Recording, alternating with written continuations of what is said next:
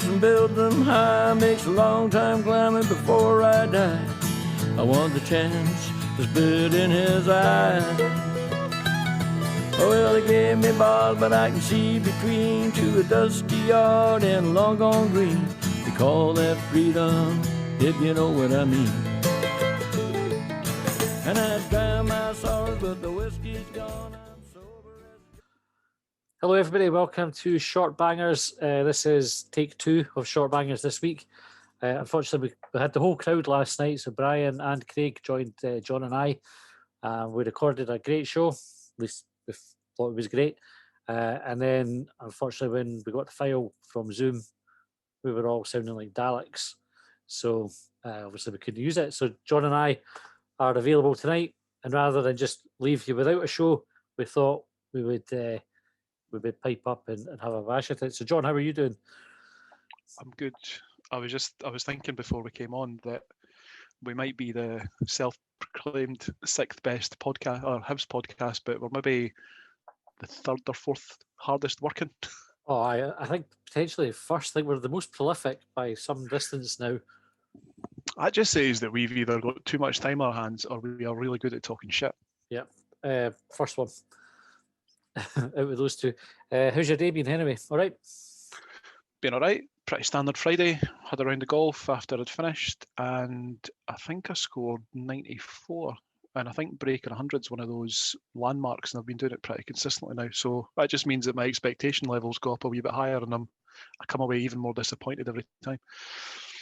Last time I played golf, I think I must be better than you, because last time I played, which was a lot of years, I had way more points than 94. Like I was up into the hundreds. So, you need to keep practicing, John. I had an interesting day. So, I was taking Josh to goalkeeper coaching earlier. So I got Josh in the car, Jane's in the car, girls are at home, and Jane gets a FaceTime call from, I think it was Jessica, who's been watching dodgy stuff on the TV, ASMR or something like that. Do you know what this is? Is it ASMR? Is that what it's called? Have you heard of it before? I'm not sure if this is the name. Right. No, I feel like I've heard of the acronym or the abbreviation before, but I don't know why. Right. What happened? Like, it was me who had been. I say I had been watching it. I didn't watch it. So last week or earlier this week, get a message from Matt Reid on Twitter, saying Longbangers should make an ASMR. I might got the letters wrong. Right, but let's say ASMR. Right, we'll just call it that. And if it's wrong, it's wrong. Longbangers should make one of these videos. And I said we could if I knew what it was. And so he then sent me a link to YouTube, which I clicked on, watched about 5 seconds, and thought, I don't think either the world or we are ready to be doing anything like this. So the few seconds that I saw involved like a woman sort of whispering stuff, like as if she was in your face, whispering in your ear. That was about the gist of it. And then he sent me another link, and I said, no, we're not doing that. And I'm sure he made a comment like, enjoy your YouTube history now, or your YouTube suggestions now. And I kind of laughed it off. And lo and behold, did we not get accused of watching dodgy stuff as we're driving up? And of course, it didn't register with me when I'm driving along the road. I was like, that'll be the girls. They'll have just put that on to kind of wind you up, talking to Jane. And then we got back, and I saw on the TV, the frame, the video that had been watching. I was like, oh no, that was me. Yeah, and then I had to try and find the tweets to prove that I wasn't just some deviant. I was like, look. So thanks, Matt. Thanks very much, mate, for landing me in it. See, when you leaned into the laptop there, that gave me the fear. Like when you went, I don't know. Like I think I've got a thing about my personal space being invaded. I think I mentioned it to you a while back about people when they meet you and they want to give you a cuddle. If you and I were to meet and you were to give me a cuddle, that would be you and I. Like we couldn't be pals. Yeah, I'm the same. No one for the hugs and that with strangers. Right, I'll not lean too far into the screen. Certainly not pretend that whispering in your ear. So that was something. And then another interesting, I say interesting, right? This is gross. we were waiting on Josh finishing his goalkeeping coaching, and Jane kind of went, "Oh, look, that's disgusting." And what she was referring to was a crow was essentially killing a pigeon, like pecking at it. And the pigeon, Oh shit. I think the pigeon was already injured and on its way out. And I think the crow was probably doing it out of kindness. Not that the crow would have been thinking it, but there was a couple of magpies trying to get involved as well. And I've never seen a bird kill another bird before. It was not pleasant. And Jenkins said, "Oh, you should kind of go and chase it away." And I thought, well, it's just going to come back, and this is just nature. So kind of Well, left it. this is a bit of a coincidence because I was out with the dog earlier in the week, and I've mentioned before how he's a murderous wee bastard. Like Yep. he never tore a squirrel to shreds. He just give it. Anyone that's got a dog has ever seen their dog like tossing a toy around. It's like pre-kill. So that's why he did to it. But recently, near where I stay, there's a new housing development getting built, Dean South. If anyone knows it, there's been a bit of history there because I think there was ex-council houses, and they discovered after about 30, 40 odd years of them being up that they weren't built to proper standards, like the concrete in the roof or something was crumbling. So the development's like partially abandoned, and there's still like people dotted about, and that's where the new houses are getting built. They're just kind of like building around them. So I'd normally go for a big walk around these houses, just like a big loop, taking the dog for its business first thing in the morning or last thing at night. First thing in the morning recently, I was going down, and they've got a fence up to prevent you getting up next to the development because there's like diggers and they're building digging ditches and whatnot for sewage works and all sorts of stuff. And I noticed that there was a pigeon lying on the ground, and it was a few feathers, and it was just a tiniest little bit of blood on the bird. And I thought, what the fuck did I do here? Because growing up, my dad used to work for the Dalmahoy Hotel, and he used to, I think he was like a porter or something there. And he used to drive people about in the hotel minibus when he was taking them home for their work or whatever. And anyone that's ever driven A71 or has ever been down like a sort of stretchy country road or that, usually there's animals running about, you've probably hit something, whatever. And I remember him telling me about a time that he hit a fox and he'd badly injured it, and he basically run over it again to put out its misery. And that's kind of like stuck with me ever since, that you should try and do the humane thing as much as possible. But in this circumstance, I couldn't get to the bird because it was on the other side of the fence, and I had the dog with me, and he would have been quite happy tossing it about. And I thought, well, I didn't want to add insult to injury here, so what do I do? And I thought, the best thing that I can do here is just kind of leave the bird, because I'm not entirely sure that it's critically injured. Like I say, there was just a few feathers and just the tiniest little hint of blood there.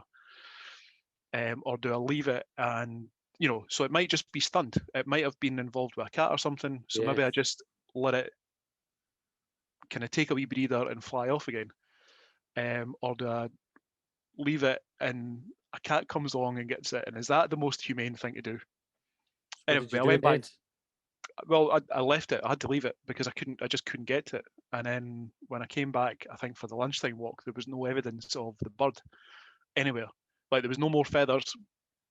The bird just wasn't there. So I like to think, and I'm going to sleep, and I've slept better the last couple of nights thinking I did the right thing. It's flown away, and it's looking down on me from somewhere thinking, there's that guy. He let me live.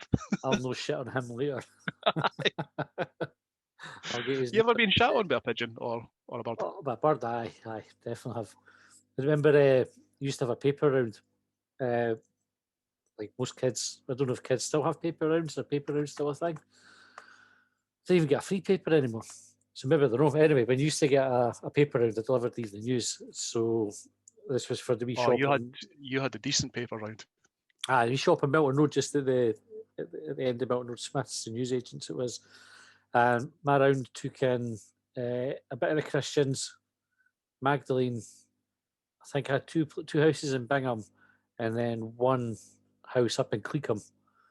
And it was on my way from Magdalene to Cleetham. You go under the rail bridge, and as I was going under the bridge, there was loads of birds nesting, and I got shot on there. That was annoying. It was I've been wary of bridges ever since then. Like I always kind of have a glance up to check to see what's hanging about in case you need to take cover. It's meant to be good luck, but I didn't believe that. I don't know who came up with that. Like maybe they were just trying to soften the the literal and metaphorical blow of a fucking bird jobby landing on your shoulder. My car got shot on a beauty today, though. Do you know how sometimes you see it? Do you know, like, I think my dad always says, like, he's glad Dumbo's no real for this very reason.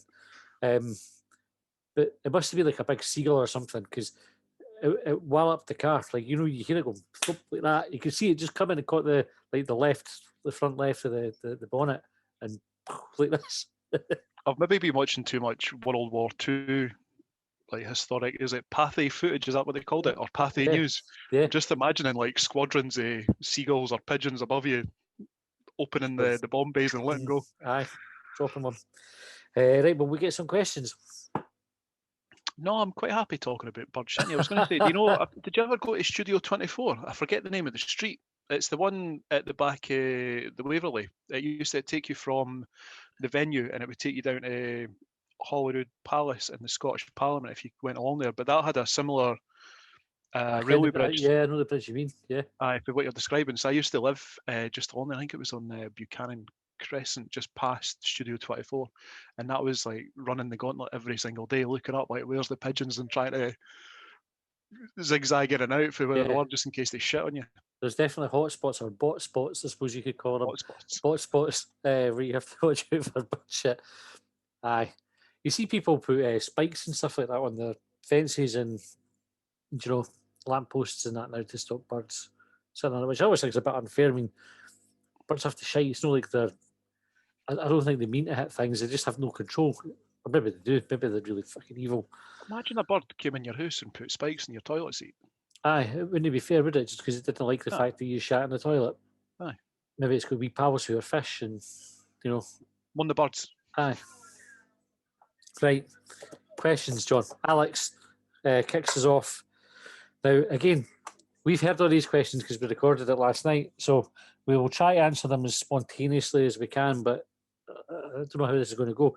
And actually, this question we actually even answered on Twitter. So, Alex, for at least the third time, is asking, what are a clock's turn-ons?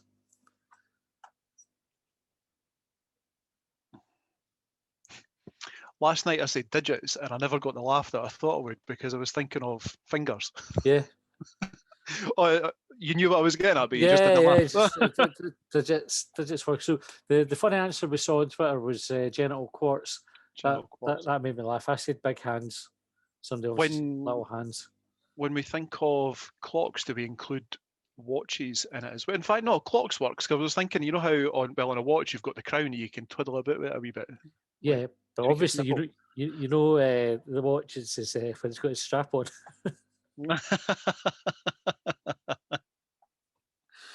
Kim, I wanted growing up was one of those. Do you ever see them? It was like a Casio watch, but it was massive, like big, huge clock face, and I had the full-on strap, and it was maybe like the height of your ceiling. Ah, like an actual hang on your wall. Rather than a wristwatch, it was a wall watch. Aye. I wanted one of them. Never got it. That'd be pretty smart. I had a big, massive diesel watch, a big chunky fecker. I loved that watch, and then it broke after however many years of wearing it. Just the strap broke, and then I couldn't find the parts for it to get it fixed. So I loved that watch. Wow. It was cool. Right, Junior said, would you rather have testicles for ears or ears for testicles?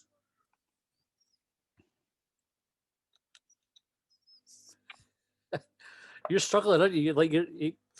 If you're watching this, you'll see the look on John's face, and if you're just listening, you'll have not heard the silence. Do you hear it or not hear the silence, John? Well, I was reading the other day that there was a band that released an album on Spotify, and it was just something like 30 minutes of silence, and they made something like 20 grand in royalties out of it, and it actually forced Spotify to change its terms and conditions and how it paid out royalties, because it felt that they were gaming the system, and the band actually put the money that they made in royalties into putting on a concert for the people that downloaded it, like the fans of the music. But so you have to hear silence. Right. So anyway, if anybody heard the silence, this is because what I guess is going on in your head last night is you've got a bit of recall, say, what did we answer this last night? And then the other side of your brain's going, say something different. Yes. Yeah. Absolutely. Well, the thing that I didn't get to mention last night was, say if you were feeling a wee bit amorous with someone, or someone was feeling a wee bit amorous with you, the neck and the ears are an erogenous zone. Yeah, so do you want someone nibbling on your ears, or do you want someone nibbling on your balls? Well, the thing I pointed out was when you're wee and you're in trouble and somebody grabs you, your mum or your dad would grab you by the ear to kind of yank you, come here, you. And you sometimes can see it in cartoons or whatever, where a parent dragging their kid along the road by the ear to get them where they wanted to be when the kid was being disobedient. If your ear was your bossack, that would be exclusive. Like, you would have the best behaved kids if that was what the punishment was. But the question to ask is, are they connected as your regular testicles are to your cock? Or are they just fleshy appendages? Oh, that would be, imagine the internal wiring that would have to go in there, John. The body's quite a complex thing as it is, but yeah, I suppose they would have to be. If they perform the same function, they're going to have to be connected. I'm thinking the tubes would be like the wraparound headphones that you get, like the sports ones that you wear in the gym, just like cables going in and out in all sorts of places. Would they be external then? External tubes for a bit, and then they can discreetly tuck in somewhere? Like, what is it? Is it hearing aids or cochlear implants or something? I don't know. There's so many questions. This is the thing that I love about the questions that we get asked, is that you can go in a million different directions. So the fact that we answered this last night, and I think we said that we would prefer to have balls for ears. Aye. That's out of the two. That's definitely the. Aye, there's still another direction you can take it in.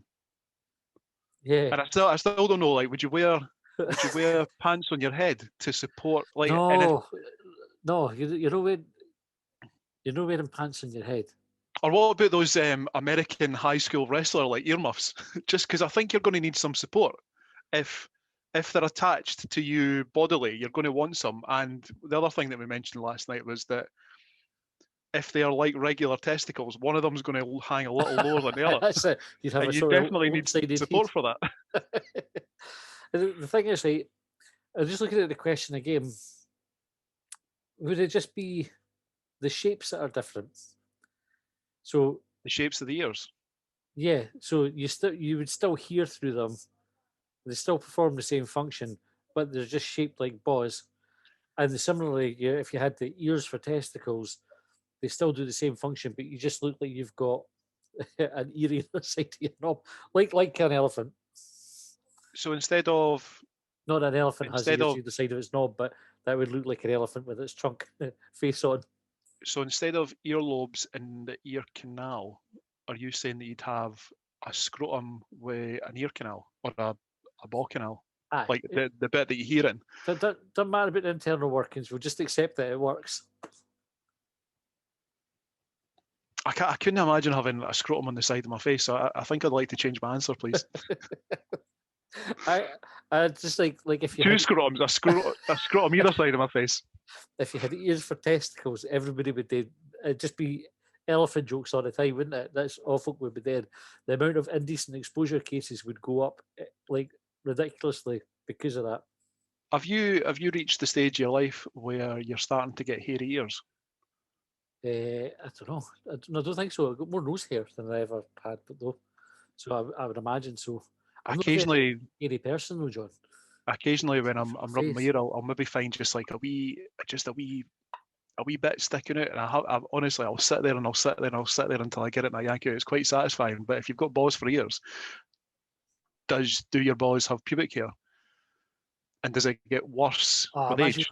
Imagine going to the hairdressers. In fact, you ever been to the hairdressers with the light to be flint and burn out the inside? Aye. That's really quite good. I like that. Aye, it's good if you know what's happening. Know when they come out with a big torch and start twirling a bit. The first time they do it, like I can't remember if I talked about this before. We went to the barbers at the Gyle when I worked at HSBC.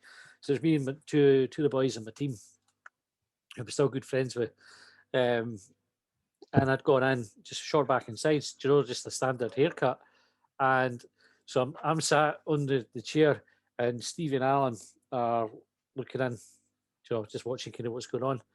and the boy cuts my hair, but then he starts rubbing my forehead and giving me a wee head massage. And again, head massages that are face massage, it's all right if you're expecting it. But when like a big masculine Turkish guy starts doing it and you're not expecting it, you kind of freeze. And so I caught Stephen Allen out the corner of my eyes, and I want to burst out laughing because that's the sort of person that I am. But I think he's pushing my face about. If I start laughing now, it's going to be even more awkward. I'm trying to keep a straight face. So fingers are going to go in sensitive places. He did that, and they can see I'm trying to hold it together, so they're buckled, and that's making me worse. And then he pulled out the flint and lit it and flashed it about my ear. And I was like, it just blew my mind. I was like, I just want to get out of here. Just take my money. I can't remember. I tipped him way over the odds as well because it was so awkward. And I was like, I can have that. I got out of there. Never went back. You tipped him over the odds. You didn't even get a happy ending for your massage. No. Oh, it was so awkward. I'm terrible. Like I'm not like I can be quite a socially awkward person, I think. But things like that, you just kind of sit and go, I just have to deal with this. In fact, the Turkish barber in one of the ones in Dunfermline, he does a hand and arm massage if you're getting your hair cut. Which, like, if you're not expecting it again, because he lifts your hand up, so you're sitting quite relaxed. In fact, what he does is if you're getting the shave, so you're sitting right, imagine, back in the chair, he's done all the lathering up your face. He's got a steamer that he uses sometimes, but not always. It just puffs steam in your face. So you kind of have your eyes shut, and then he puts a really red hot towel over your face so you can't see anything. And you know when you're sitting at the barber's, you generally have your arms resting on the arms of the chair. Mm-hmm. Right? Then you feel one getting lifted up. What's going on here? You can't see it. And then the hands go down. And then he does this thing where he sort of cracks your knuckles. He pulls your fingers to crack each knuckle on each finger. And then does the other arm. And you kind of like, there's bits of it that's quite sore. It's quite nice as well. You know, like, massages are good. But again, the first time that happens when you're not prepared for it, you're just like, what the fuck is going on here? Aye. How did we start talking about that? Haircuts. The flint if you had boys for years. Do you think you would have folk who specialised in styles for your pubic hair if it was on your head? Do you mean like cornrows? Dreadlocks and that. If you go in, because you have your normal short back and sides, or whatever style you have it, and then can you just do something about this? Well, we're here. Do your eyebrows? Please do my eyebrows. And your boy hair, sir? Yeah. If you just tidy up my boy hair, please. Any product on it? Just a little bit of wax. Why I know. But be gentle, they're sensitive. Don't massage them. Right, Andrew McBee said or asked, is there such a thing as coincidence? Yes. Yeah. Deep pigeon coincidences. Well, it's funny because you had that one, right? And then the other coincidence that happened this week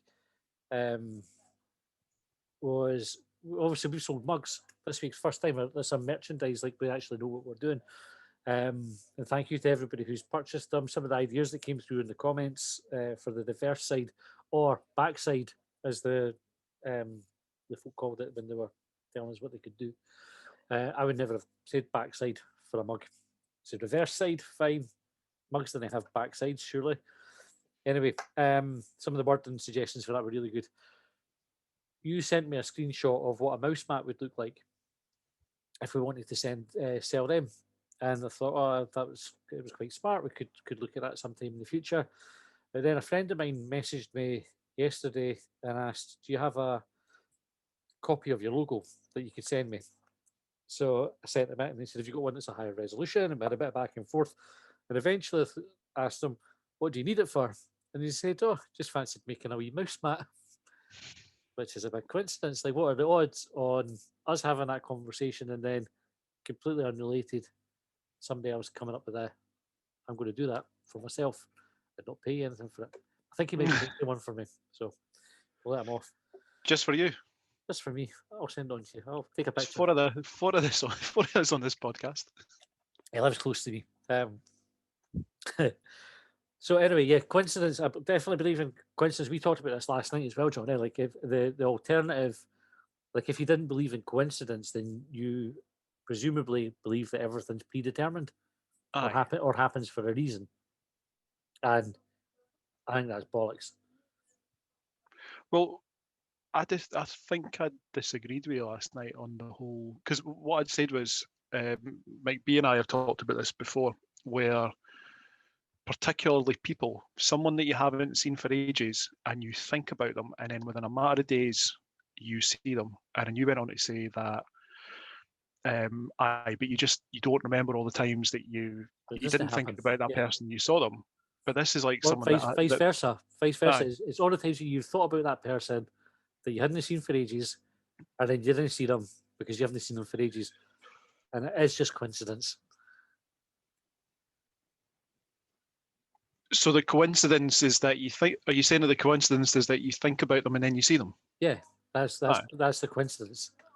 So the fact that you've thought of them has no influence on the fact that you see them a couple of days later. Aye, but is that not two different things? So yeah, there are two different things. So what your suggesting here is you thought about somebody, and then you saw them a couple of days later, but that's not coincidence, right? So if it's not a coincidence, then the two things must be connected. Aye, no, I don't know. I'm not even sure what my point was, if I was even arguing for that anymore. I find situations like that really strange. I don't know. Am I saying that's a coincidence? They are strange, but it is a coincidence. It's like if we talk about songs. So I tell you the strangest coincidence, and I can't remember if I've mentioned this before. We were at Pitlochry, which is where the Enchanted Forest is, right? And as you come into Pitlochry from this side of the country, right, Dunfermline, there's a wee garage on the left-hand side. On our way back, right, so after we've been to the Enchanted Forest, we're all in the car, need to get some petrol and some sweets and that for the journey back.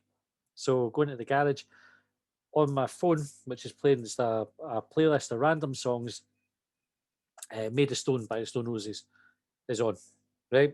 So I stop the engine, fill up the car, go into the shop, and the song that's on in the shop, Made of Stone by the Stone Roses, at precisely the point where I had stopped it. Like, literally, the next lyric for the one that I'd stopped it. Now, I don't know what the chances of that happening are, right? 'Cause if you think however many songs must be on, and like that you could pick from, and all the places and the times, the split second that I walked in, but that's a coincidence. Although it's weird, and you go, "Fucking hell, what are the odds?" It's just a chance happening. There's no supernatural force behind that, or a predetermined thing, or anything like that. It was just pot luck. Were you listening to the song on the radio, did you say? Or was it a CD? No, on my Spotify playlist. That is weird. So it was on. The thing is, this is weird as well, because I thought what you were describing was something that happened to me the other day, where I was listening to the radio. I think it was Fourth One, and I'm coming back. I was maybe at the driving range, or I'd been playing golf or something, and I switch off the car, come in the house, put the golf bag down, take the shoes off, go through the kitchen, and the song that's playing is, like you described, it picked up pretty much where I left off in the car. And I think what I determined at that point was that what you hear on the radio waves, there's a slight delay compared to what's coming through like a stream online. You can listen to the radio online. Yeah, that makes sense. So that seemed like a coincidence until you start to delve into the details a little bit. Yeah, but this is purely coincidence. Just so happened, and the reason I remember it is because and it sticks out is because it was so weird and it was coincidental. And I always go, "Oh man, what are the chances like that? What a weird thing to happen." The flip side, and goes back to what I'm saying about all the times where you think of somebody and then don't see them the next day, or they don't text you that second as you were thinking about them, is I've gone to the garage hundreds and hundreds of times, been listening to music and popped in, and it's been a completely different song, and I paid no attention whatsoever, because why would I? So it's just a chance happening. There's no the two things on the. So are we saying that there's no bigger meaning behind the coincidence. It's just coincidence. It's nothing more. Yeah, a chance happening. That's it. So I think is that us saying that coincidences are a thing. Yeah, and it's funny because Andrew McBee asked that question, and I was going to ask it. So, the other weird thing about that garage, should choose my words better because it's weird. That makes it sound like there's something wrong with it. The other notable thing about that trip was the attendant only had one arm. The cashier had one arm, and it made me think Pitlochry like Twin Peaks, just because of the weird things that were happening. Not that having one arm is weird. Anyway, right, 150k on Hanlon Hill said, given a choice of contracting a debilitating illness or your dog's legs falling off, which illness would you choose? You can't pick Tourette's, as I've already said that. Years ago, I went to the Edinburgh Festival. I think it was maybe the first time I'd ever went, and I went to go see Jerry Sadowitz, and he talked about a condition called ulcerative colitis, and he said, imagine that your jobbies were like a mushed up bowl of Weetabix with tomato sauce on top. That's what ulcerative colitis is. I'm probably not pronounced this properly. Ulcerative, I think it is. Ulcerative, ulcerative colitis. My mates has got it. Aye, so I think I'll take that because it sounds debilitating, and I'd rather have that than my dog having no legs. Yeah. I think if I was going to do something, try to make it something funny. Jerry Sadowitz did a good job in making it funny. Yeah. It is, something that was unique to yourself, like having one massive foot and one teeny weeny one. So you couldn't go skiing or running, or you'd run in a circle if you tried, or something like that.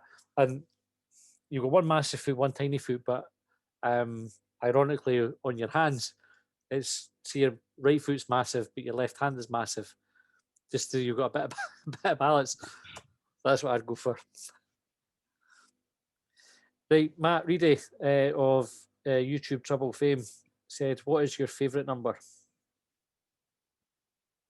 7 or 10. Aye. 7 or 10, why?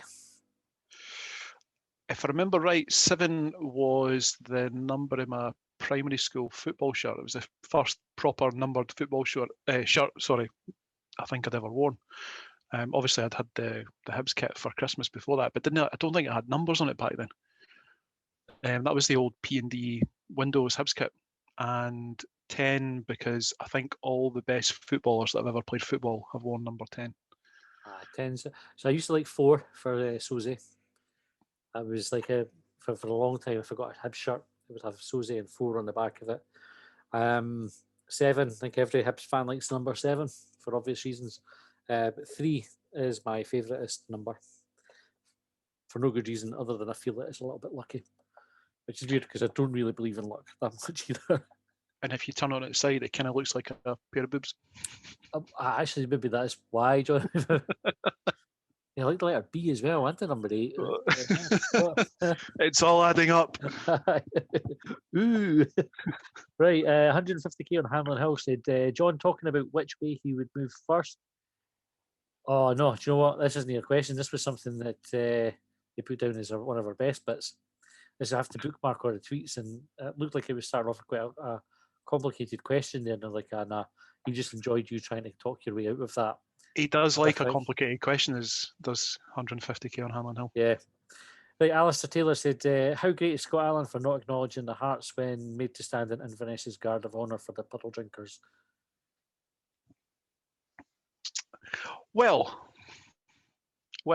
since that, when we did the podcast last night and we were asked about that, first of all, I think I suggested that I saw a hint of a clap, like maybe just like a wee 1-2 or something, and then Scott Allen was ready to get back into football, which I can ready to play football, which I can totally understand because that's why he's at Inverness. He wasn't getting that Easter Road while he's recovering from his illness. And I thought to myself, is it a bit petty? Is it a bit shithousery? What's really going on there? And then I saw some of the chat coming out of Hearts' Twitter feed last night. in particular medicine. Ah, yeah. In reference to, I think, was it Partick's win over Falkirk? So the medicine comes from, what's the Ross County chairman? Is he Roy McGregor or Rory McGregor or somebody? Roy? One of the two, aye. Go with Roy. If your name's not Roy, your name's Rory, I apologise, right? But, we're not known for our accuracy of this podcast, John. Roy McGregor pretty much, I think, said when Hearts were fighting everybody and greeting about legal challenges and all the rest, that he suggested they should just take their medicine and deal with it and move on. And he was right. That is exactly what they should have done, because they were shite. They deserved to be relegated. They took their medicine, but that's what it's a reference to. It's a wee bit of childish. Hearts are terrible. Like, do you know, like everything they do reeks is shite. Like even their tweets are shite. They tried to have a go at Hibs today for an admittedly poorly thought out tweet, and even that looked shite. It's just like everything. Aye. It's like humorless bastards trying to be humorous, right? Like us. Aye. No, I was thinking. So you remember their statement that they released when they'd appointed Stendhal and how his Barnsley had finished above Sunderland. Aye. And it's this constant.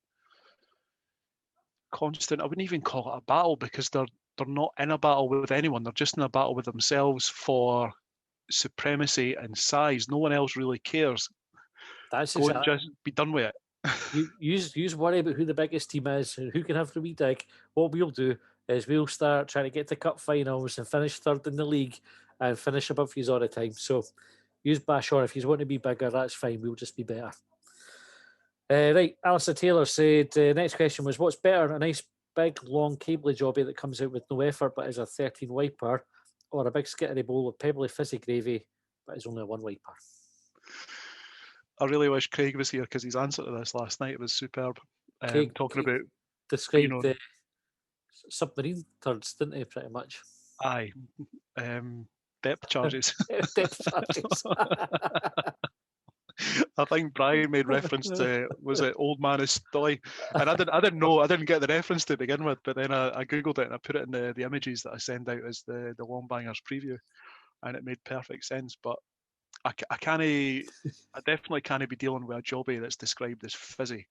So I'm going to take the big, long, cabley, soft one that you sometimes get after a night on the beer, and deal with that. Because, do you know, it might be a 13 wiper, but see, in that situation, if you know it's a bit of a chore, that jobby, a wee baby wipe does wonders.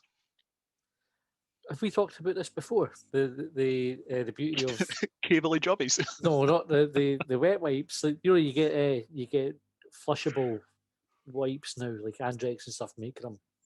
They're a game changer for those types of scenarios. I still don't believe for a second that they're flushable, because I've read too many stories about fatbergs and the amount of nappies and wet wipes and congealed grease for takeaways. So they have certified flushable stickers on them now. Certified by who?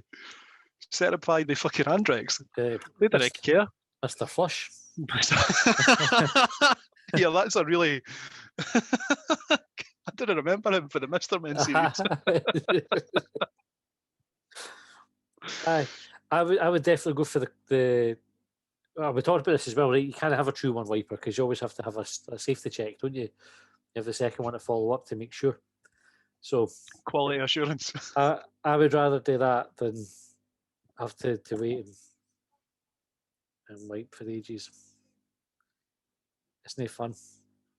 The thing is, I don't know, I'm maybe getting a wee bit personal here, but I find that with toilet paper, it doesn't have the necessary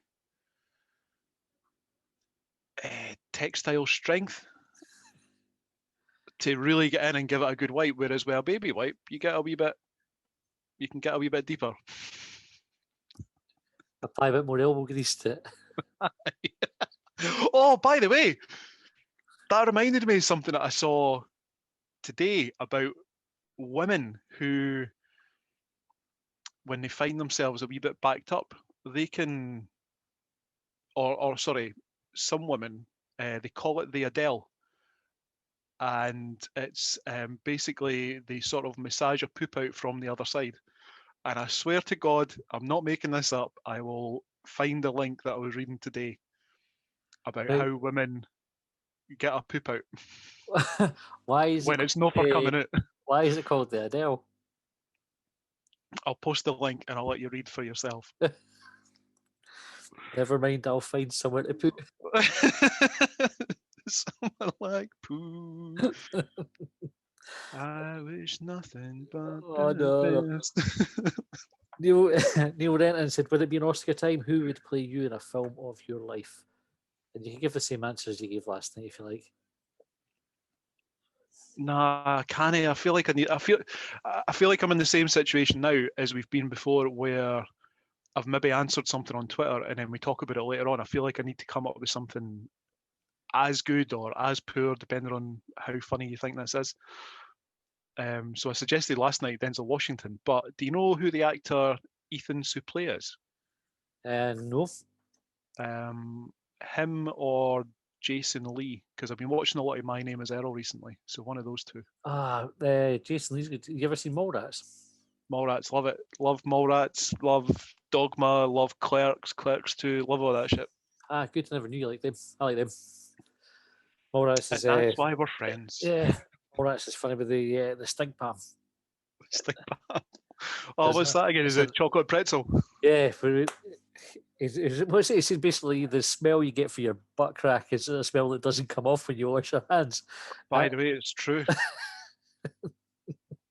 Like, not that I've given anyone the stink palm, but there's the smell for your gooch. It's different level. It's like, I don't think there's another smell like it on earth. Like, probably the next thing along from it might be rotting flesh. Like, on a spectrum of smells of foulness, it's maybe only a couple of levels above rotten flesh. Or like, like when you've left chicken out for too long. Yeah, especially if it's like after vigorous exercise or something like that. If you, not pleasant, that is it. Anyway, right. So Jason Lee, who was the other one? Ethan Suplee. Right, I'm going for Helen Mirren.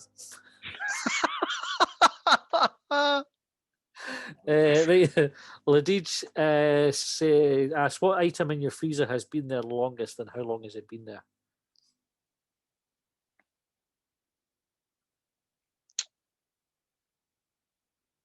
Probably, this is going to sound, I don't know how it's going to sound, but it's probably a bag of frozen veg. There always seems to be a bag of frozen veg in the freezer, and I don't know if it's the same one or if we just continue to replenish it.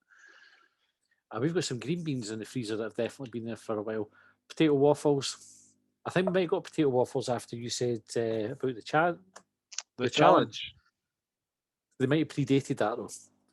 But is there a time for which you would consider frozen stuff out of date, or if it's in the freezer, is it fair game? If it's in the freezer, it's fair game, I think. So if it's like a ready meal, for example, if you're heating up, if you're cooking mince pie, say, for frozen, or if it's a pie or a pizza or whatever, anything like that, or fish, anything that comes in a box that is to be cooked from frozen, it's fair game. If you have to defrost it first, I'd probably eat it as soon as like the following morning, just to make sure. Because have you ever seen what's the name of the film with Mel Gibson? Lethal Weapon, Mad Max. There's tons of them like that. Narrow it down. The one where there's freezing involved, for fuck's sake. What? He gets frozen in like 1948 or something, and then he's the Passion of the Christ. I think that's historically accurate. What's the name of the film? But what the fuck are we talking about Mel Gibson for? I don't care. Well, you mentioned.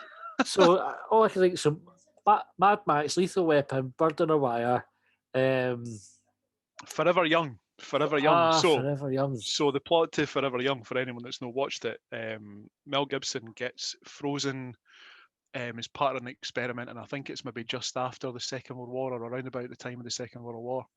And he does that because, I think it's because his love interest gets hit by a car and goes into a coma or something. So for some reason he gets himself frozen and he gets woken up prematurely, as it turns out, but that's not that's not really material to the plot. What happens though is because he's been frozen for 50 years, as his body kind of realizes that he's no longer frozen, he starts to rapidly age. So when I've defrosted something, that's why I eat something straight away. It's in case that happens. in case it turns into Mel Gibson. I'm really funny with stuff you have to defrost. I never trust it, especially stuff that's just defrost in your refrigerator. And you stick it in the fridge overnight, and you take it out in the morning, and it still seems to have icy bits in it. And it's firm, and it's got a totally different texture when you cut into it. Yeah. So then you think that's not defrosted properly. Then the temptation is to take it out of the fridge and let it defrost at room temperature. But I imagine that's a pretty fucking dangerous thing to do. So what we tend to find is we get things with good intentions that will have it. Like there's a place called the Buffalo Farm, which is in a wee place called Puddle Dub, I think in Fife. That's a good name for a place, eh? Puddle Dub, which is basically puddle, because the dub's a puddle. Anyway, right. Buffalo Farm, they do these amazing marinated chicken breasts, and we got like a whole, big pack of them. So it's good value if you buy loads of them. We'll chuck some in the freezer, and I think we threw out all of them, apart from the ones that we ate fresh when we got them, because we didn't trust the defrosting process. So just try to avoid it now. If anything involves having to get defrosted before it gets cooked, I didn't trust it, and so we try not to buy it. You can't fuck about with stuff like that. Nah, you can't. Like I used to, obviously spoke about it before. I used to work at McDonald's, and you do all the food hygiene stuff and the importance of cooking things properly, and especially things like chicken. Like you have to be so careful with it, otherwise you end up with one wipers all the time. Have you heard about the bacteria that can kill you? That if you were to leave cooked pasta or rice out for a couple of days and leave that at room temperature, right, rice is meant to be dead dangerous, isn't it, for it? But yeah, how long would you leave a takeaway in your fridge before you considered it was too long, been in there too long for you eating it? I'm a big fat greedy bastard, Matthew. Only go in the fridge. It gets finished in one sitting. I reckon the second day, like next day, is optimum. But if I got on a Friday night, I would maybe have it for lunch on the Sunday. I'd have a wee check it first. I think that's about the maximum. I wouldn't go beyond that. Would you? Is that even with cooking it in the microwave, like giving it a good blitz? Yeah, you would eat it cold, though, would you? So I hammer it in the microwave for ages. We're not savages. We're not animals, John. I stick it in the microwave until it's piping hot, and then I trust it. But beyond that second day, like I wouldn't have Friday night's takeaway on a Monday. That would be a no-go. That's too long. Aye.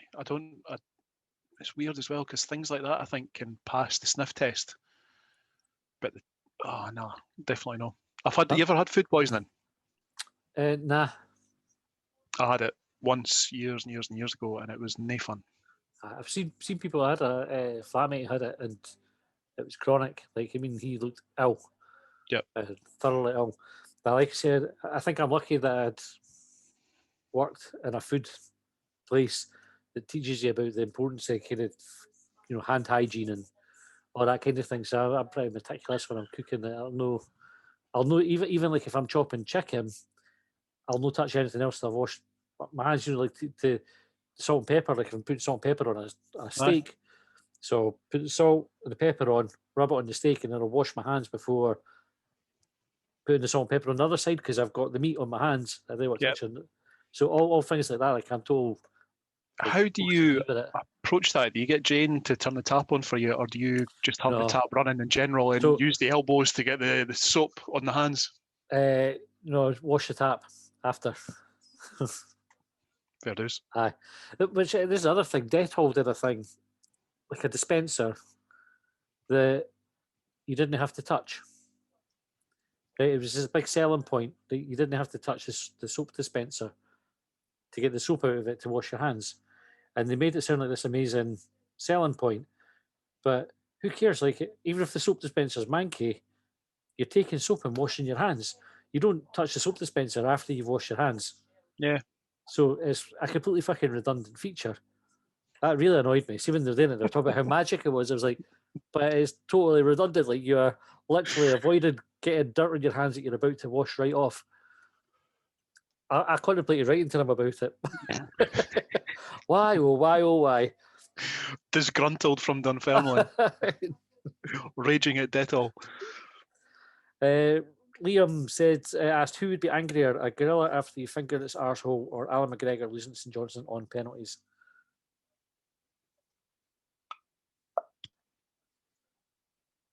Alan McGregor. His rage knows no bounds. I think, have I maybe said this before, that he, you know how scientists are always going after like cold fusion and renewable energy? Do you think that Alan McGregor's rage would burn out before or after the sun? Like, is he an untapped resource? Could we just plug in renewable energy? I mean, it's not totally renewable. It's finite, but that's a shout, by the way. I mean, there must be some heat radiation there that you can tap into for a start. Geothermal. Yep. So, Robbie's here a wee bit. There'll be a bit static. Do you think the gorilla would be angry or confused? Might be turned on.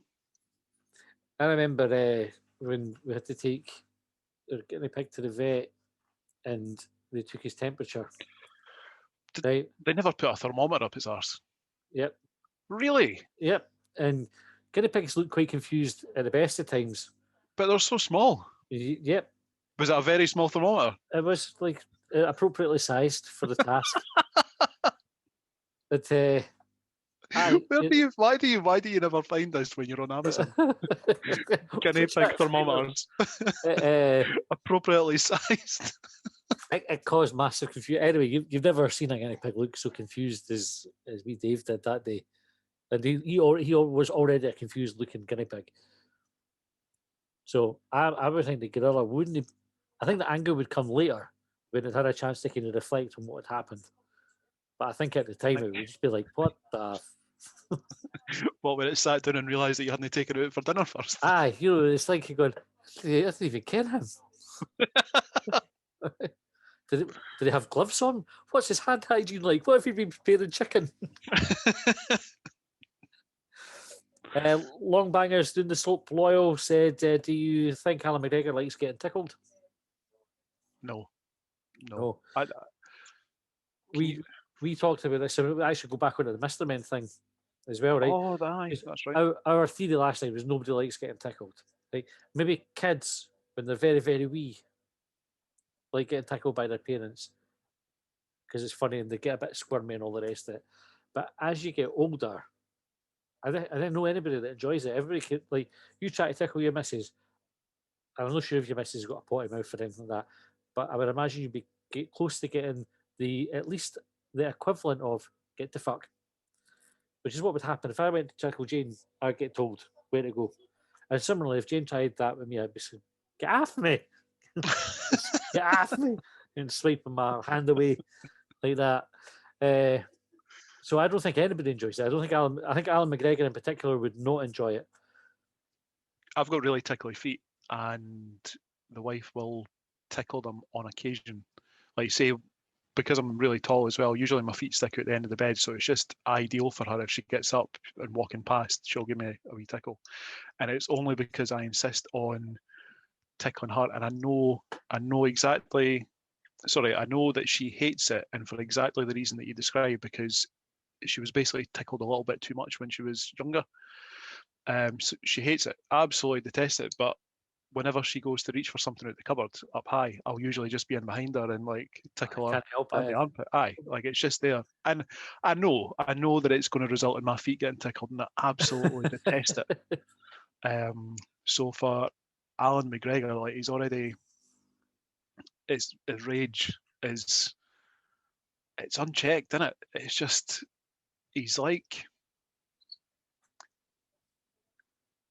one of those Icelandic volcanoes that just, it's sitting there dormant, all quiet, but no, really, like, it's just always simmering, ready to explode. Nothing to happen. Aye, yeah. Aye. So maybe Alan McGregor goes from volcanic activity to full blown eruption when there's tickles involved. So if Alan McGregor was a Mr. Man, he'd be Mr. Angry, right? That's obvious. Mr. Tickle, we talked about last night, Mr. Tickle is definitely going to be on a register by now. Like, you know, like after all the Me Too and Operation U-Tree, like, he was inappropriate. Like, there's no way around it. Mr. Tickle. And we said last night, having Tickle as your surname isn't a valid excuse.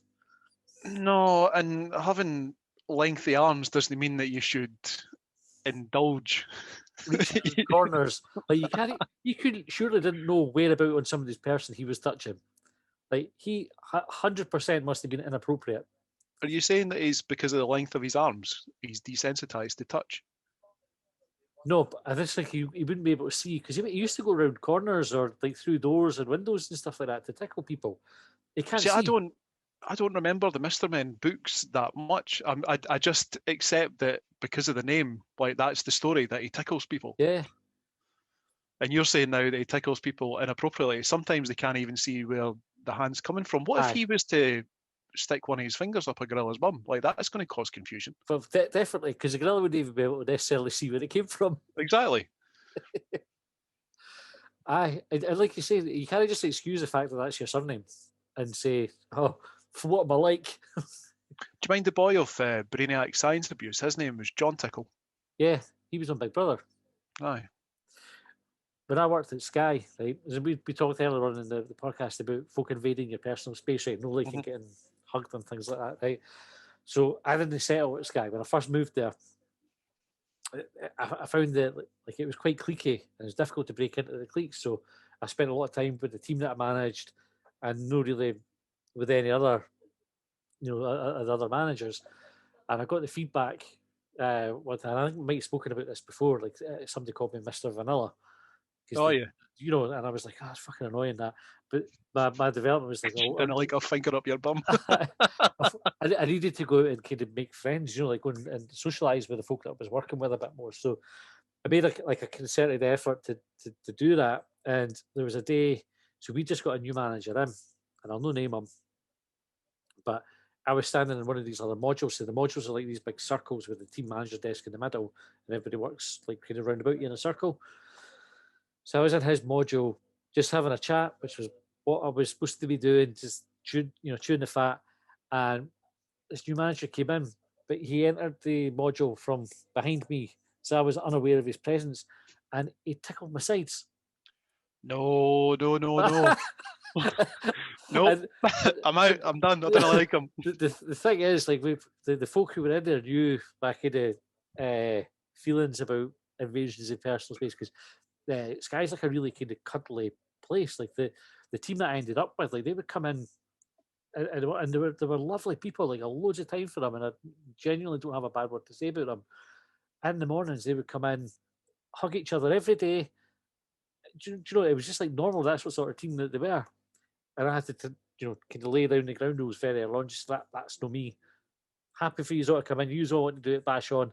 No harm to you. Just didn't hug me. So everybody knew my feelings and these things.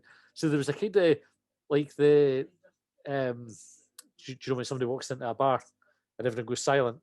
Mm-hmm. It was one of those moments where could you tickle me? He went, "Oh, am I paying you to stand around and chat?" And I was like, "Well, literally, yeah, that's my development." Eh? And I was like, "Oh," I was like, "Don't." What possessed him to think that he could touch you? Like, never mind tickle you. He was just that kind of guy. Do you know? Like he was just very friendly, and he was no. That's the kind of behaviour that allowed the likes of Jimmy Savile to do it. He's just that kind of creep. No, he couldn't. Like a genuinely nice guy. But it was it was funny because when I moved from his team to go to another manager, and he'd kind of take him into his like wee booth bit to have the conversation, and I was like, "Aye, that's fine." And he was like, "Right," and then he went to give me a hug. Like, what are you doing? Did you just like keep taking a step backwards? I literally said, "Wait, no, what are you doing?" And he was like, "No." I was like, "No." Oh man, like I'm awkward at the best. That was proper. And like even now, like I'm cringing thinking about it. Like, oh my word. It was so funny. But it was good that you could reach each other on a level where you could communicate your awkwardness just by using that one word. Yeah. Both a question and as an answer. Yeah, 100%. And do you know what? Like I said, tons of times I don't have a bad word to say about him. Do you know, other than shouldn't tackle folk. It's no really a criticism of him. It just was. Fucking weird. Cringe now thinking about it. Everybody's reaction was the best bit. Like I was surprised, but everybody else, it was like honestly like the needle scratching off the record. Fuck's happening? Right. Next question comes from Mike. What's the first thing you would do if you woke up one day as the opposite sex?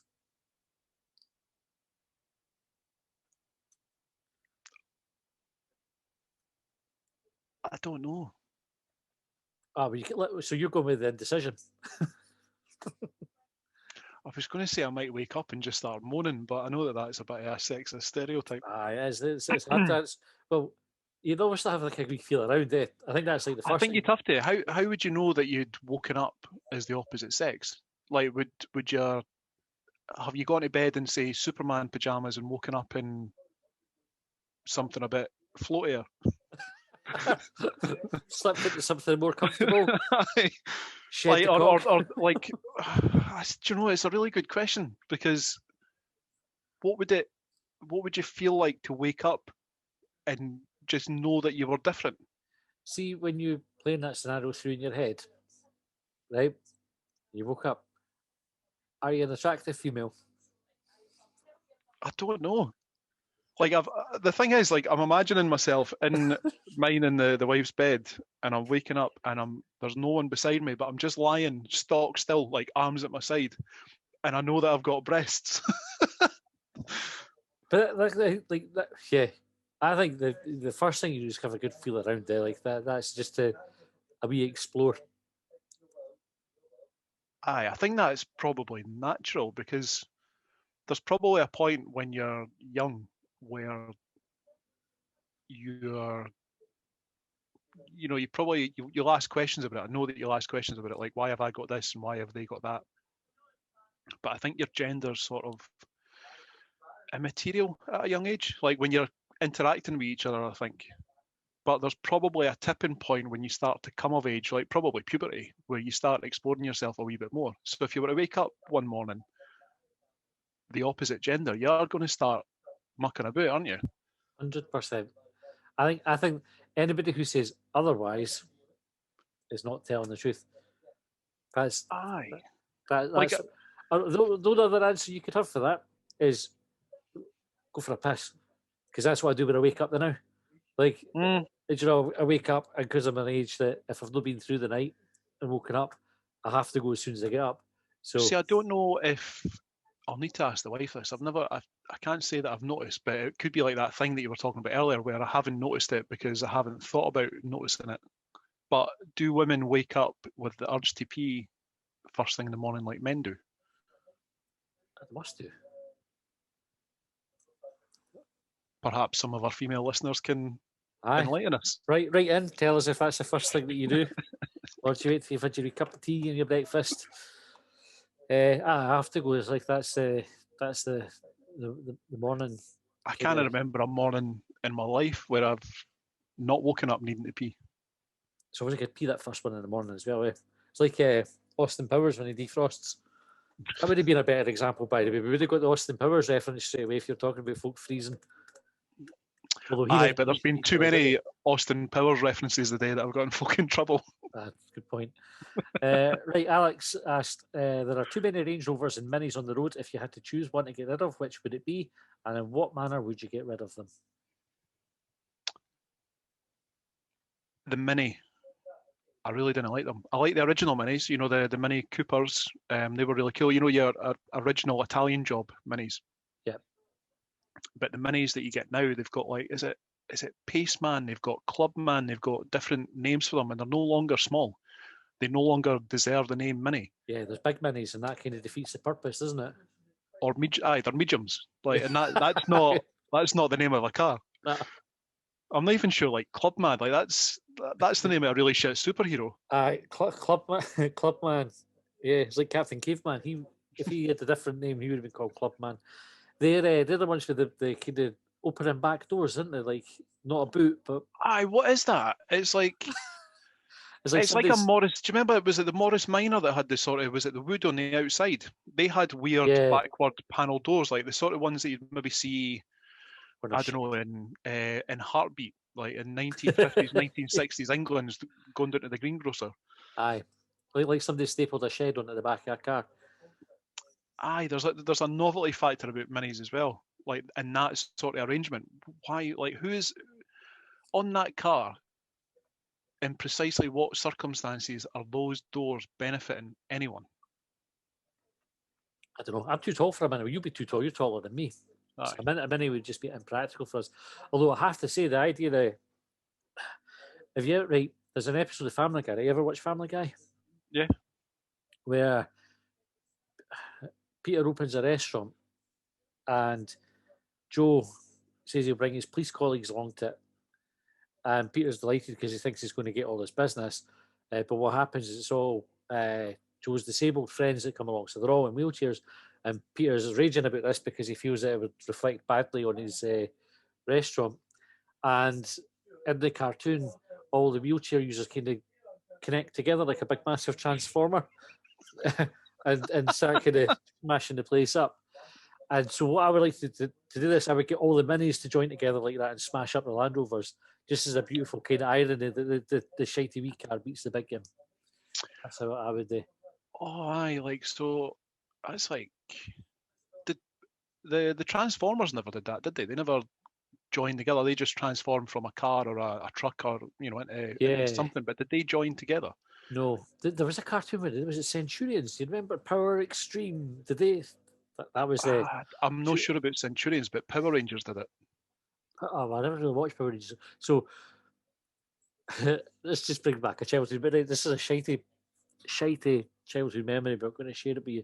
Power Extreme was the catchphrase of the Centurions, and that's what they kind of shouted that, and then things would connect onto them that made them more powerful, right? If I remember. And I went to school, primary school, so I was wee, which excuses some of the why I find this funny.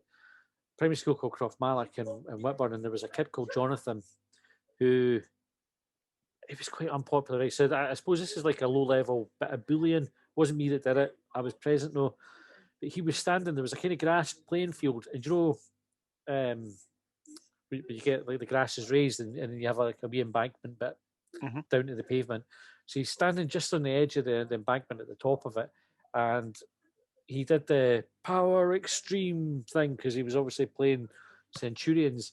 And just as he was kind of mid-extreme, but somebody just ran behind him, just shoved him, and he went proper like faceplant, but in the X, straight down into a puddle. And at the time, like it is cruel, but it was fucking hilarious at the time when you're wee.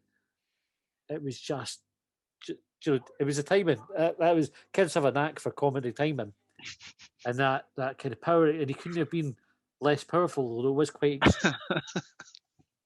What happened? But I think they connected together anyway. That's the point I was making. So Transformers didn't do it. Oh, sorry, I thought you meant that Jonathan and his pals, they connected together.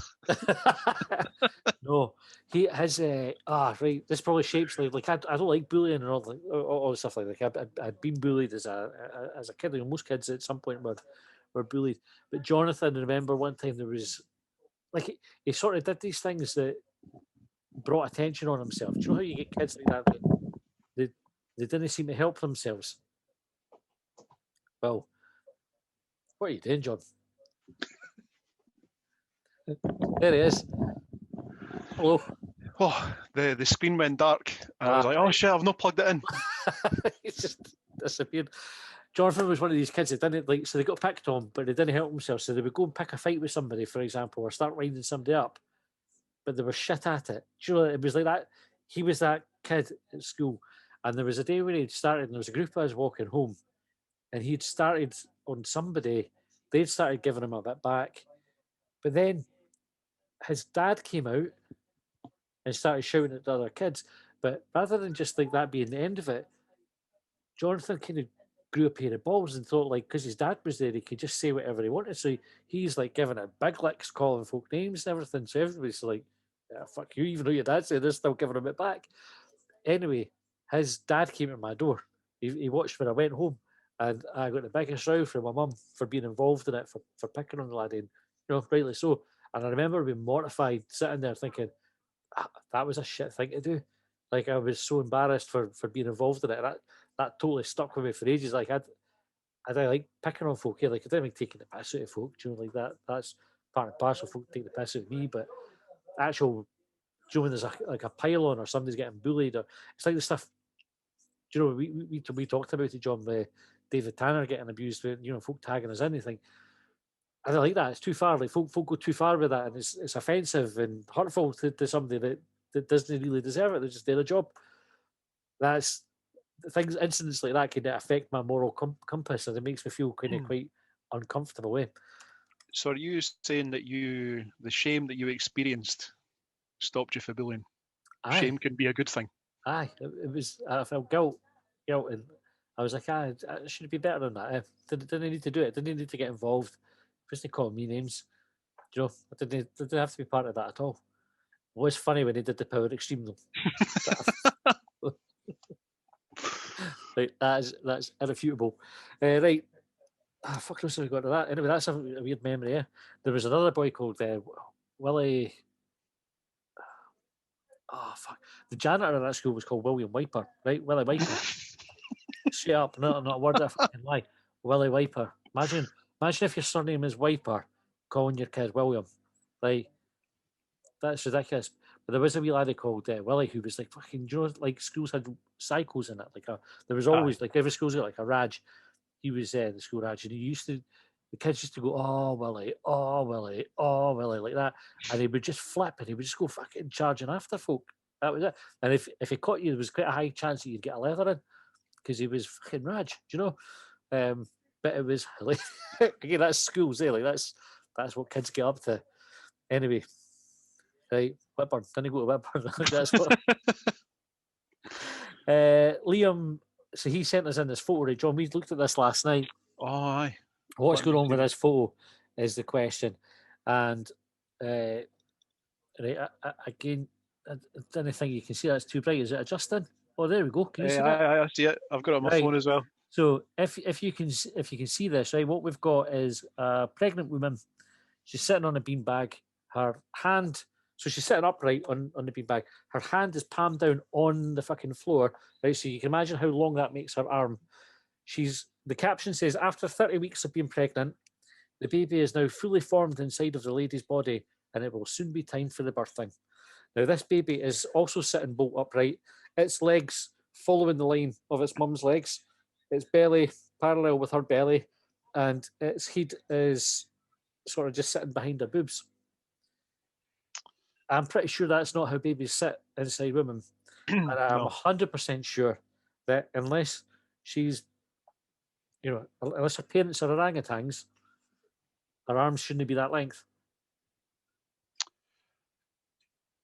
What is going on, John? So the lady... So the face reminds me of my sister. Has your sister got arms like that? No, she's just got that Karen haircut and Glacier expression on her face. And I'm looking at this arm. So I mentioned last night about the elbow, like it bends the wrong. So there's a hint of an elbow there, and I'm pretty sure that it's bent the wrong way. But I'm looking further down, and I'm looking at the fingers and the hand. The hand is out of proportion. Yeah, not as out of proportion as the arm. Not as out of proportion as the arm, but it's almost as if someone's made an effort to try and get the hand or the fingers in proportion to the arm, but it's forgotten that there's a hand that the proportion needs to apply to as well. Can you imagine the draft that she would create if she had to check the time? Whoosh. Whoosh.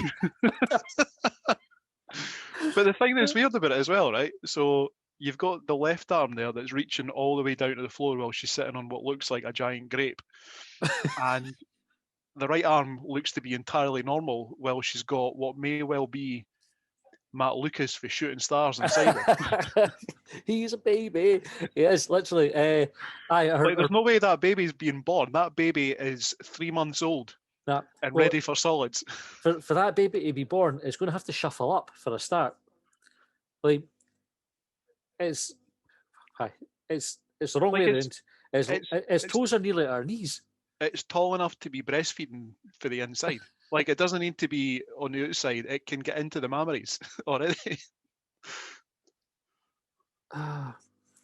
Would it put you off a woman, John, if she had one normal size arm and another one that dragged along the floor? Like this? See, when you said like this, I looked up and expected it to be you. Now, my arms are normal size. Oh dear, what a prop that would be to bring out the bag. Hey, by the way, Mr. Tickle, here's your fucking evidence. Mr. Tickle. So it's not just his wandering hands you have to watch out for. He's been, there's no non-tickle genes that are going to produce arms like that. His lengthy appendages, I think, just apply to his arms. By happy coincidence, John, wrapping up another thing we've talked about in the podcast, we've identified that Mr. Tickle is in fact a wrong-un. This is what happens when his wrong-uns go too far. Yep. You end up with, like, it's not long enough to be Mrs. Tickle, but it's long enough that, like, she's going to be self-conscious about that, isn't she? I'm not even sure there's a right leg there, but there's a right foot. Aye. What I said last night. Does she hop?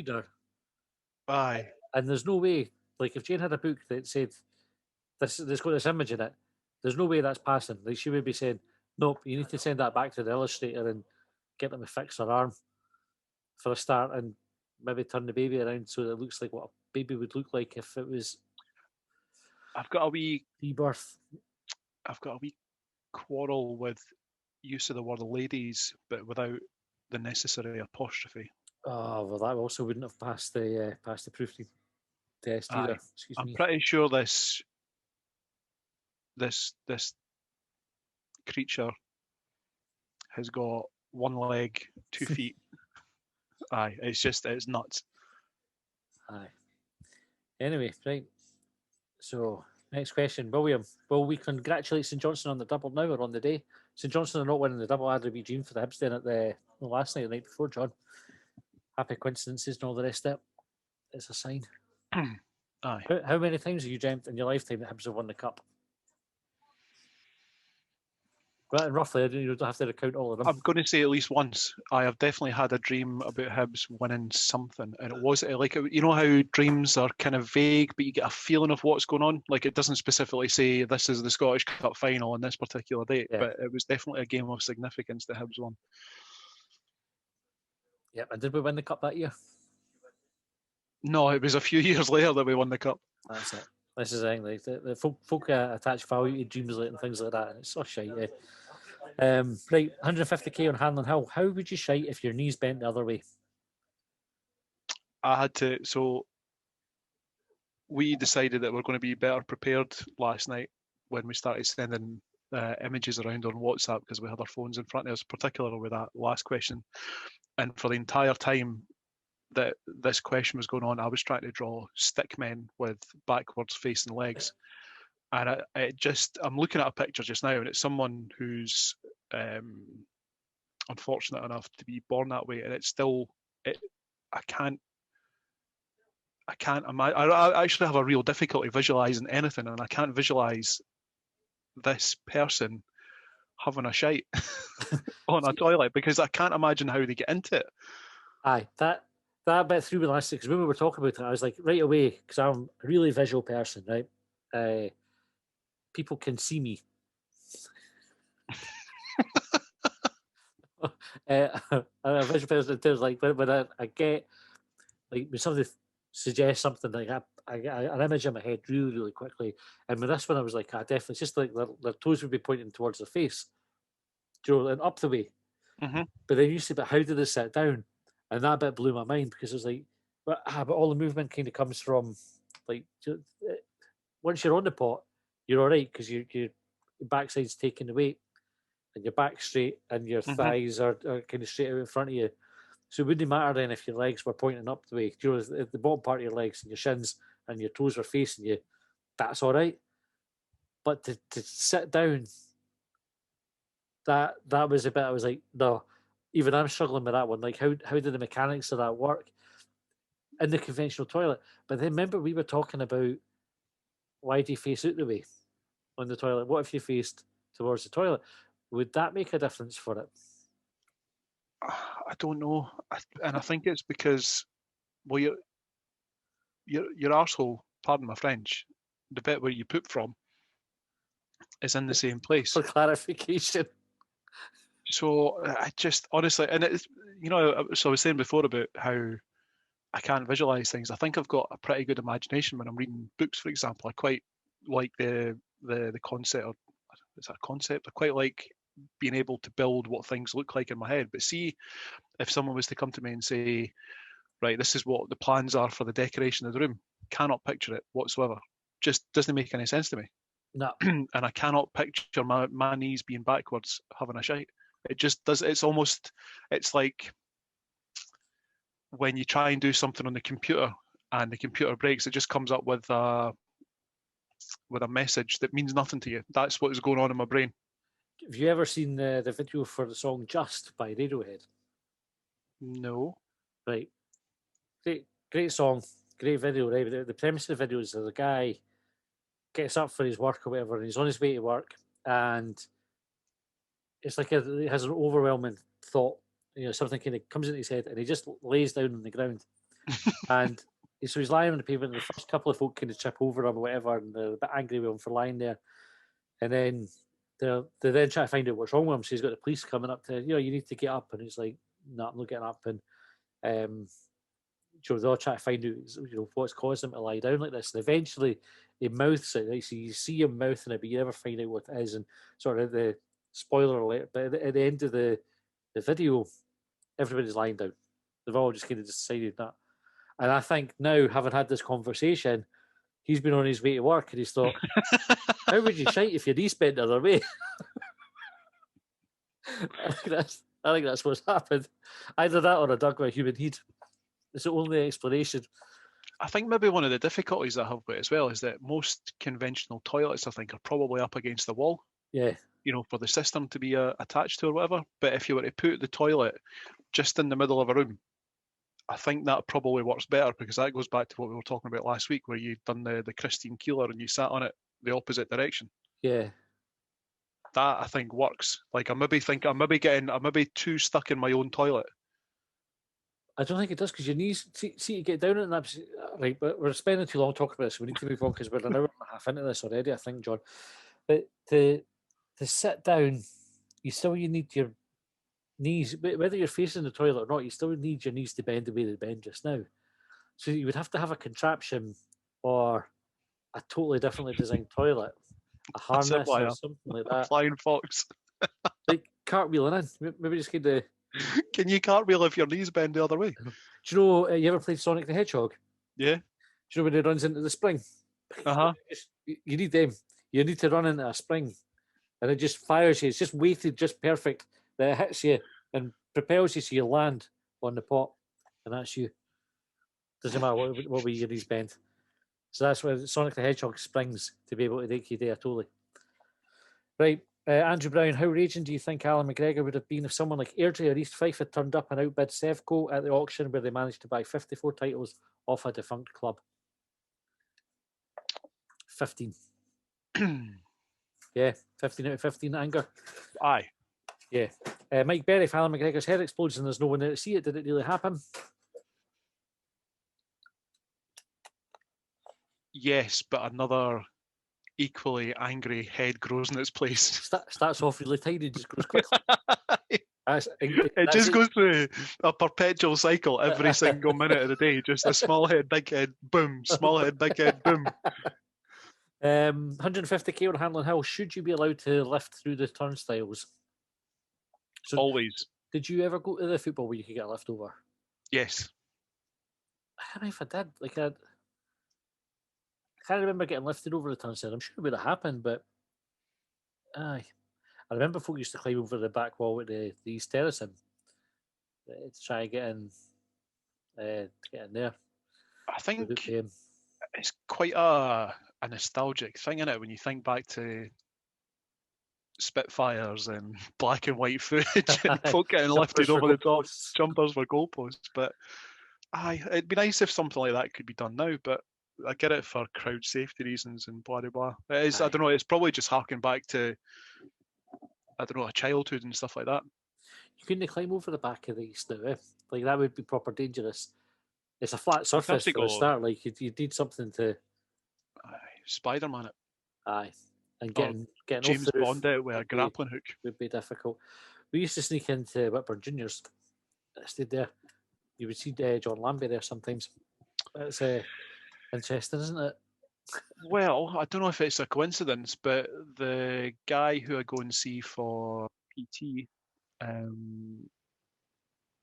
his colleague played for Whitburn Juniors, and it's maybe the only junior game of football I've gone to see. Ah, there you go. Ron Burgundy said, if you were to explain Hibs to someone that's never heard of them, where would you start?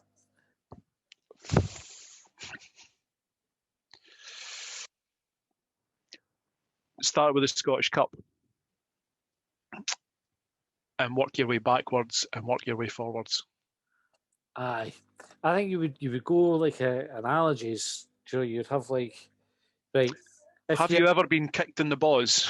Aye, if you imagine, right, kind of well-known cultural good guys and well-known cultural wanks, and you basically say, right, the Empire and the wanks, Luke Skywalker and the Rebels and the good guys, right? Hearts that side, Hibs this side. The Tories and the wanks, anybody that's not the Tories, pretty much, and the good guys.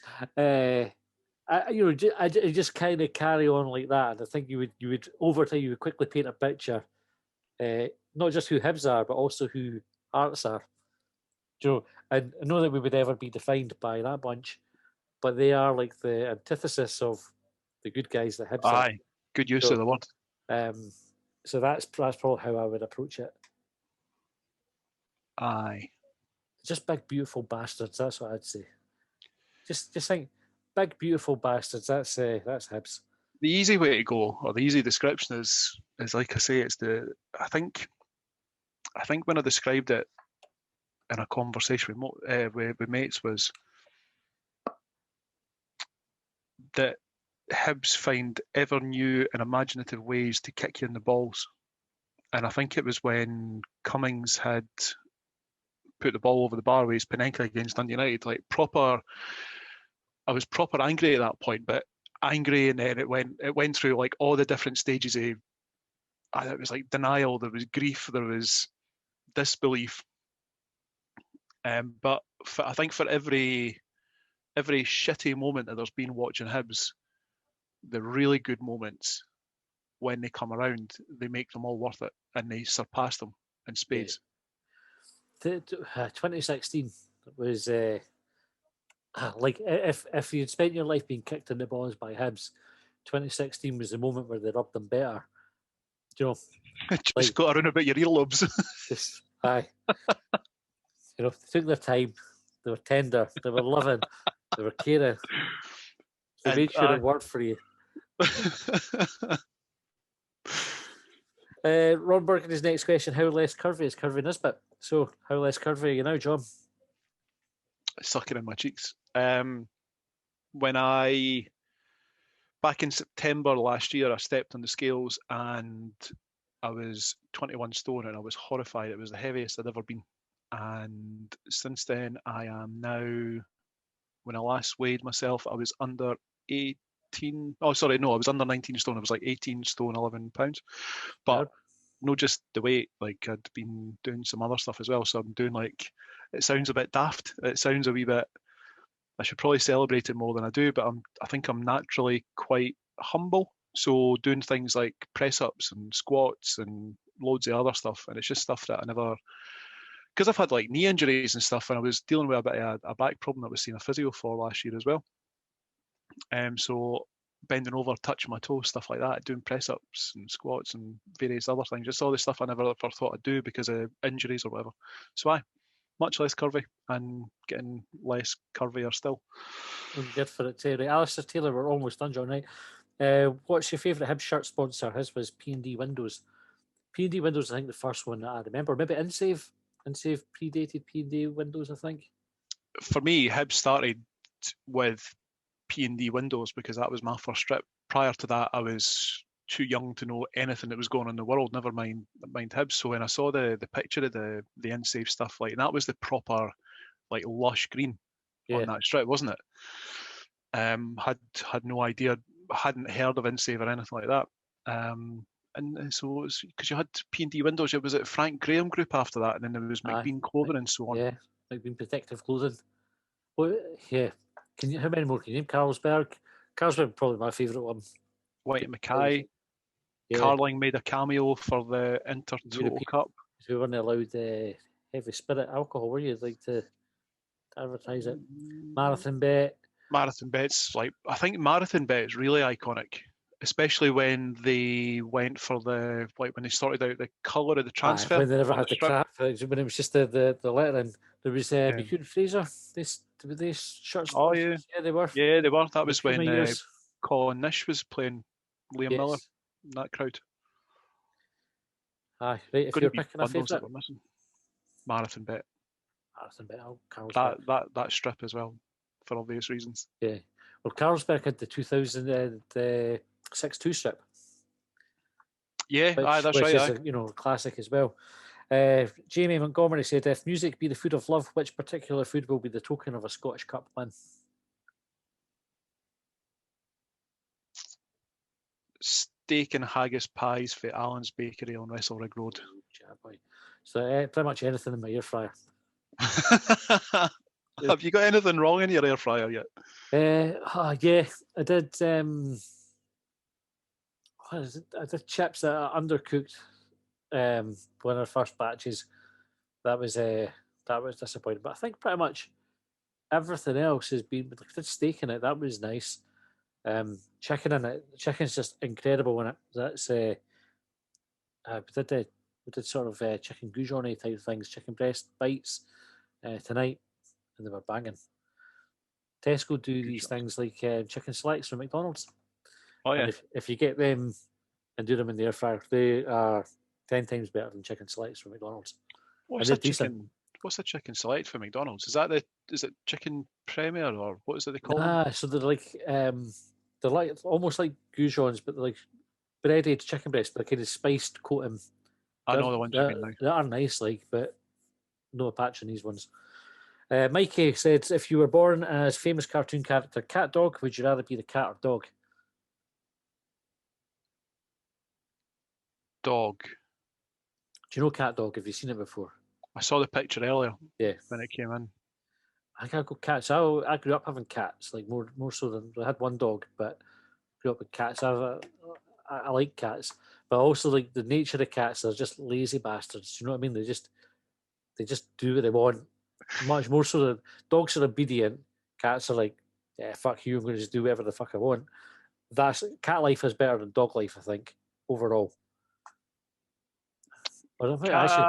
Cats are more independent spirits, I think. Yeah, but they never look as happy as dogs. So maybe I'm going to change that answer. Dogs, we saw a dog with, your classic dog with its face out the window earlier on when I was driving to get Josh. Like gums flapping. Oh, this dog looked like it was having a great time. It was like, hey, look at me. And cats never do that kind of. Cats never look like they're happy. They look smug, but that's different.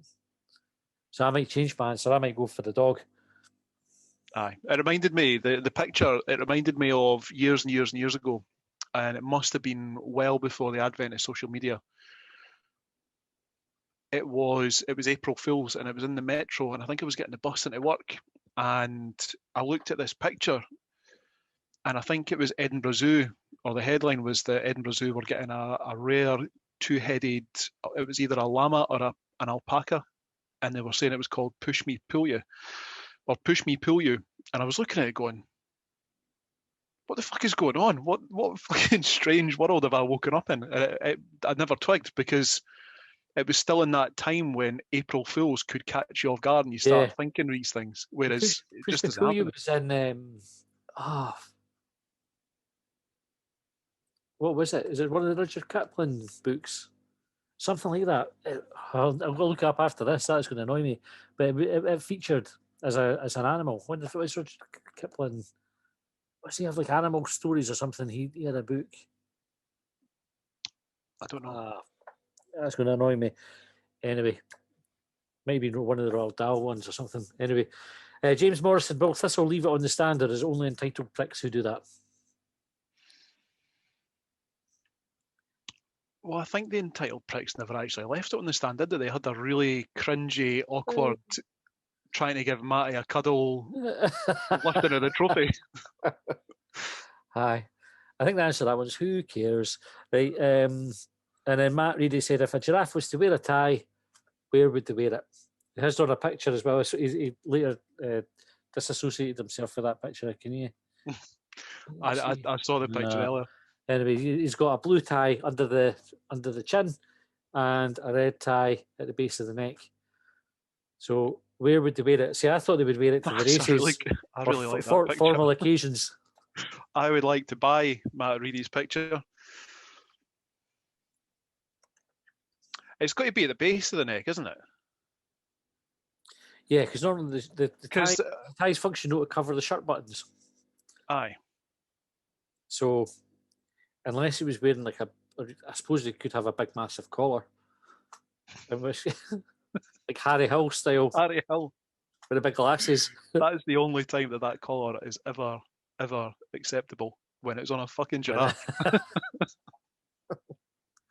Do you know what? Like, we had a bit of banter on Twitter about this picture, but this is a better representation of a giraffe than an actual illustrator has done of a pregnant woman earlier on.